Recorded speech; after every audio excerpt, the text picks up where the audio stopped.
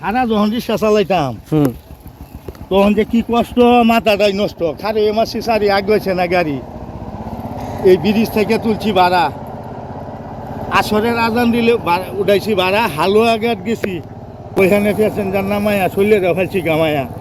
তখন মমি সিং পর্যন্ত আয়াম টান না, আমার শরীর তো ব্যাগটা গেছে জানি না, এখন শরীর হয়ে গেছে লুস। এখন আর গাড়িটা করতে না কোচ, গাড়ি গুলার মধ্যে থইয়া রাত করে হেনি ঘুমায়া, সকালবেলা আবার গাড়িটা লইয়া আর রইছি না বইয়া, আস্তে আস্তে চালাইয়া যা পাইছি ভাড়া, কোনো হানো আর রইছি না খারাপ। আর এখন তো মনে করেন যে মিশিংয়ের গাড়ি হইয়া পিক আপটা দৌড়িয়া দেয়, খালি বইয়া যাইতে তাহে দৌড়িয়া।